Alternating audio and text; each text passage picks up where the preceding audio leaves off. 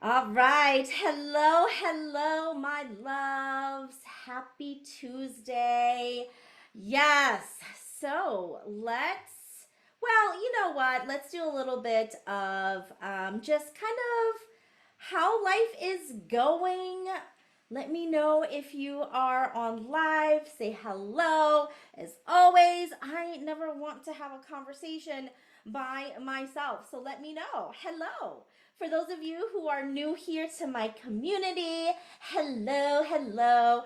My name is Molly. I am a LinkedIn business coach, and I help you to optimize and monetize your LinkedIn presence. And we do that by helping you to really build strategies around lead generation, attraction marketing, and experience based sales. Now, before we jump in and we talk about today's topic, which is about censorship and your content, let me just say, I know this is kind of quirky, but that's okay. So, my hands smell like a whole slew of different seasonings, primarily garlic. I love garlic. I'm that kind of person where if the recipe calls for 2 cloves of garlic, I put like 20 cloves of garlic. I mean, I don't know about you, but you can never have too much garlic cloves in a recipe. For dinner tonight in the Low household, we are having prime rib and some, what do you call it? Twice baked crispy potatoes as our side. And so mommy had to put away my CEO and coach hat for a minute. And while my husband and my kiddos are at school and at work, I threw in the prime rib. So super excited for dinner. It's one of those days that I didn't have to rack my brain to decide what's for dinner. If you know, you know, right? So, with that being said, what are you having for dinner? Let me know. What are you having for dinner today? But let's really just cut to why today's topic is something that I'm so passionate about. And as I was jotting down some of my notes, I actually what's the word? I underestimated myself on how passionate and how important this topic was even for myself. I found myself going like this in my keyboard. And I was like, whoa, wait a minute here. This is saying something, Molly, if it's something that you have a lot of points that you want to share.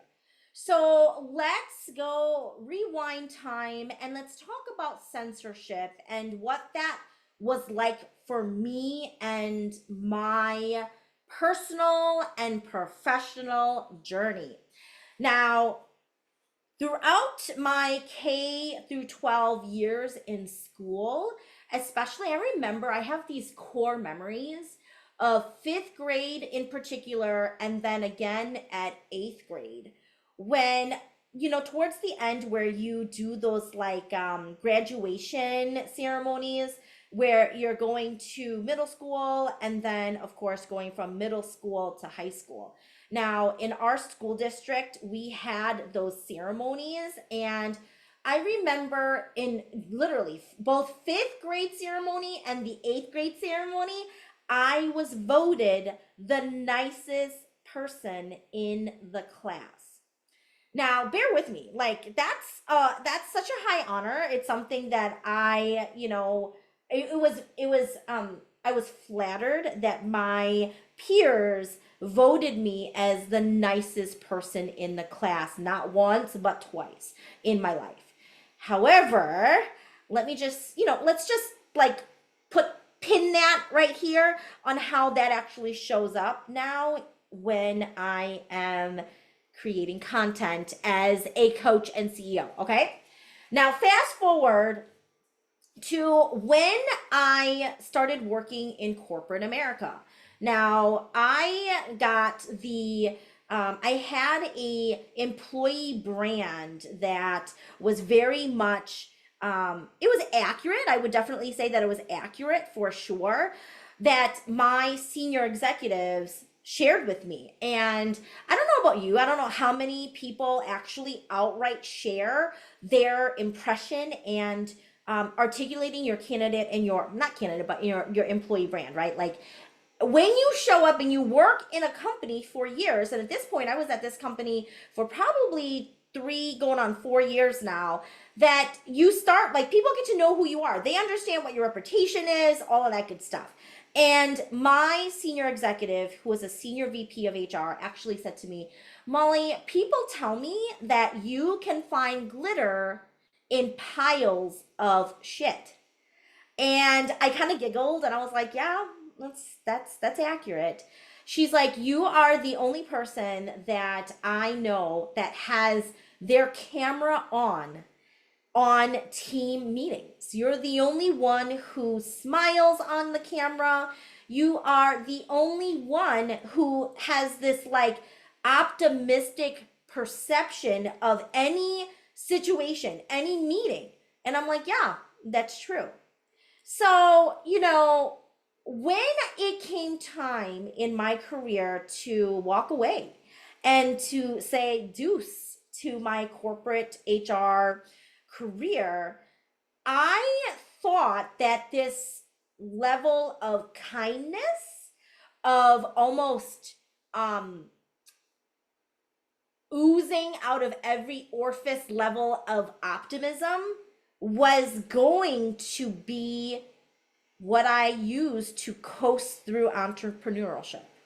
And of course, spoiler alert, I found that this niceness, this kindness, this always positive, optimistic vibe of mine, while that very much is a characteristic of me, it also, on the other hand, forced me in a way, I don't know if force is the right word, but impacted, yeah, that's probably the best way to say it, my censorship.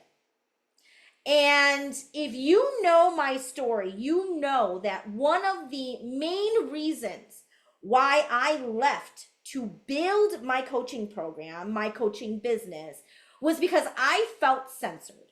I felt like I couldn't say what I wanted to say, how I wanted to say it, to who I wanted to say it to, because I had this like tug of war, almost like this internal conflict of, if I continue to grow this business and I continue to successfully help other women to transition out of their careers, because remember, 6 years ago, I was a career coach, okay? And if my employers find out, what if they didn't like what I had to say? What if they felt like my business brand wasn't in line with the employee brand that they wanted me to have? Because at the end of the day, what's the reality? You don't bite the hand that feeds you, right? So I got to I got to a point where I was like, okay, I cannot, this censorship, I am censoring myself. I am not standing in my beliefs, my values, my mission, my story, my why. And that's not me. That is not me. So now the version that you see today is the spicy, nice version of Molly. And I like to keep the word nice because I do believe in tactfulness. I believe that I am going to, of course, deliver these direct feedback and insights that my clients and my community comes to me for. They love my transparency. That's what they want, right? So yeah, I am very much spicy in the sense that I lovingly challenge my clients, my community, to really think about how they're showing up in their business, how they are working on their business, how they're working in their business. And it feels great. It feels great. So good. Now, let me tie this back into content creation, because that's really where, if I had to pinpoint a specific part of my journey where I felt like, okay, where was I censoring myself the most? It was definitely in my content. Because when I'm having coaching sessions, right, There's, of course, the reality is I made you sign a confidentiality agreement when you work with me.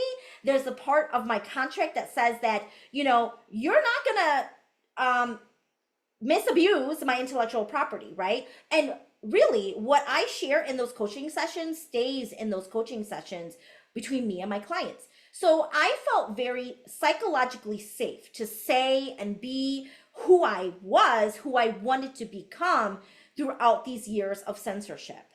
But it was through my content that I was still kind of like, I don't know, y'all. And I specifically remember working with my coach, and she had said to me, listen, what would that look like if you were tuning into your highest self, Molly, and really curating content from a place of unapologetically you, authentic Molly, who doesn't care about whether or not people are going to like her? What would that look like? And she even made me, I remember going on a retreat with my fellow peers with my coach, and she had a exercise where we had to be mean to each other. Like, we literally, that was it. We had to write down mean judgments about your fellow peer and say it to them out loud. And it was the most activating, most triggering exercise. I remember breaking down and just bawling my eyes out and looking at her, my coach, because we were standing around and we were, doing the exercise in live in person. And I remember just feeling so scared of like saying mean things, right? That I looked at my coach as if like, please help me. Please tell me I don't have to do this. Please save me. Please stop this discomfort. I cannot continue to be mean. And that was one of the most pivotal, most vulnerable, but transformational moments as I continue working on myself and working with my coaches, was to realize that this censorship really was at the root of why I couldn't create the content that I wanted and needed to attract my ideal clients to me. Okay. And so when I think about creating content, and let me know if this resonates with you. Now, I understand that this can be a very, again, very vulnerable, very sensitive topic. And if you don't want to go and put all the comments into this LinkedIn Live where everyone's going to see it, it's all right. Send me an email. Let's talk about it, because I know that it was when I started to overcome and realize that I was being censored on so many different levels, and that I had the power, the choice, the decision to then say, I am no longer going to censor myself, and I'm going to lean into my value, my worth, and my voice to battle head on the censorship that I experienced for years, almost 3 decades. Okay. That was when I was able to overcome that.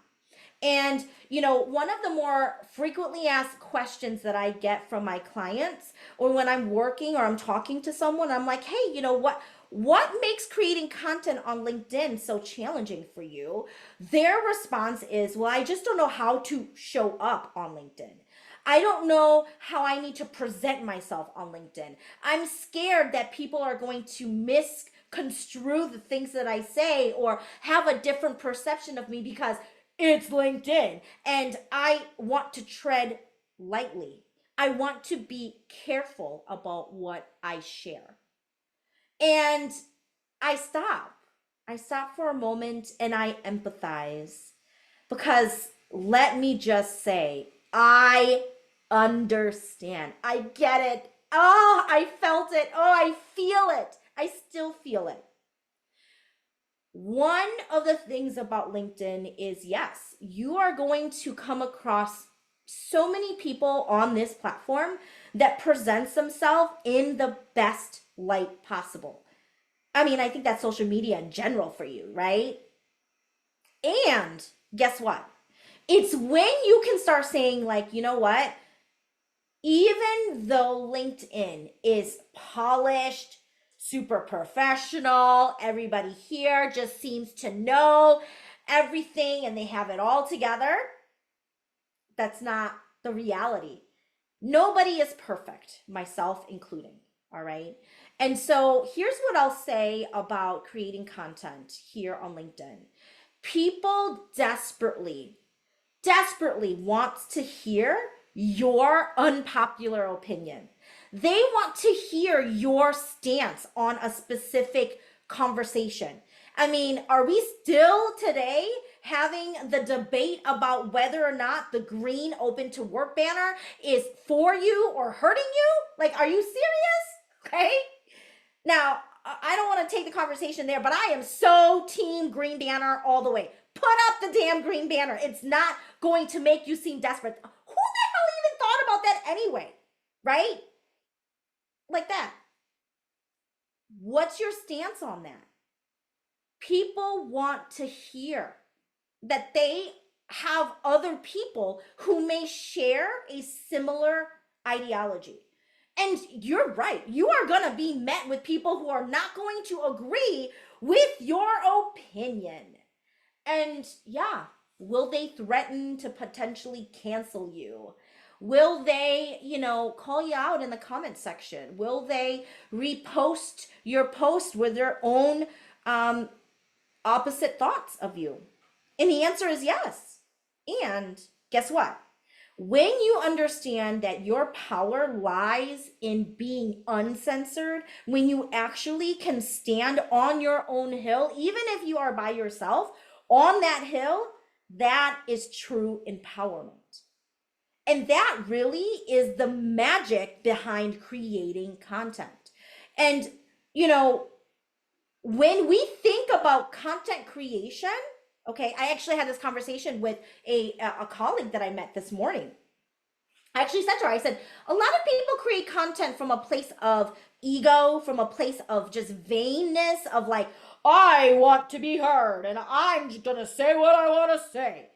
And in some flavor, there is truth to that because they just want to hear their own voice. I get that. And when you are creating content that truly converts, meaning not just from a perspective of getting new clients, because again, that's what we are here for. There is nothing wrong with you saying, my job is to create content that's going to convert clients for my business. And if you resonate with the method that I teach, which is attraction marketing content creation, experience-based sales, okay, then from that perspective, you want to engage. It's more on the perspective of help me to understand your thought process. And you open that safety, that door to say, not everyone may agree with what I believe and what I have to say. And that's okay. It's not personal. Okay. Now I will say there are some real haters out there on the internet, and there are true keyboard bullies that exist. That I am not saying that. At the end of the day, you create the content from a place of using your voice, because that voice is what is going to attract and deter the people that are for you. And when you can start to honor that and you lean into that, that is where the magic truly happens in your business. That's how content is going to help you to accelerate your business from a visibility as well as from a growth and revenue perspective. It's because in the sea, right? And here's another common question I get is, Molly, how do I stand out amongst the sea of career coaches and other business coaches, right? Yeah. It is through your voice. It is by you standing in what you believe and you saying like, you know what, actually, this is a really common thing that everyone wants to talk about, but I have a different perspective on that. It's not better and it's not a wrong perspective. It's different. And when you can understand that differences is welcome, right? Having different perspectives is just somebody saying, hey, have you thought of it from this angle? There is no personal vendetta. There is nothing personal insofar as, people wanting to just be mean. Now, again, there's a difference between like hate comments and bullying and people who are tactfully spicy nice disagreeing with you, right? So here's what I'll say to you. All right. I've got a list of different things here that, of course, as you guys know, this is my jam. I want to be able to give you ideas and examples of what I have created in my content that you guys are happy to take. If you love it, take it. I am a giver through and through, and this is my gift to you today. All right. So here are some of the things that I shared in the past that really rubbed some people some type of way where they were not feeling very happy about what I shared. And that's okay. All right. So the first one was I was willing to share very vulnerably that I am a shoeaholic. I have over 100 pairs of shoes and counting. My husband and my children are sneakerheads. They love buying me shoes. They know that, I am Cinderella. I firmly believe that a pair of shoes can change your life. And yeah, I love me all kinds of shoes. And that really activated some of the people who was reading it. Another thing that I shared very vulnerably is that I share my story as a first generation born American, first generation entrepreneur. That comes with its own unique opportunities and again, experiences. And I want to share that with others who may be like, "Oh my gosh, am I cut out to be a coach? Do I have what it takes to build a business?" And I'm going to sit here and tell you the story of all the times that I fell flat on my face, scraped it really hard because I am first gen. Another story that I tell and I share a lot in my content is that I am reworking how my subconscious mind redefines the meaning of success. Because I grew up in a very stereotypical Asian American household where, unless you have those letters, MD or JD, behind your name, success was tied to that. There was no other prestigious level of success. And it's so crazy because saying this out loud, even now, my subconscious mind is like, "Okay, Molly, even though you are, and my initials behind my name is CEO, okay, y'all?" And yet my subconscious mind still doesn't equate a CEO as being successful. I share content that really helps me to feel a sense of release of my censorship. All the things and all the times in corporate America when my leader sent me out there because he said I looked pretty, so I should go represent the business. All the times when I share my struggle as a model minority in white corporate America, I told those stories. I created content that helped me to call out the antiquated tyrant leadership styles in corporate that I didn't align with. I also shared content that helped to encourage my community to engage with me or to simply say, "Yeah, I didn't think about that." All of my content is me saying, I am using my voice to say the things that I was too afraid to say in corporate when I was working there because I was afraid that the hand that was going to feed me, right? Like was going to slap it, was going to sever it off, and then I didn't have it. Okay. So, I really was able to use my content in a way that helped me stand out amongst the sea of other amazing, powerful, inspirational coaches. What made Molly different? What makes me continuing to be different is that my story, my content is not censored. Now, I will say, I still battle with people pleasing. I still battle with this desire to be liked by people. And I no longer, if you look, okay, I no longer put up fuzzy, warm, inspirational quotes. Instead, I put out bold statements that's going to make you think twice about what I just said.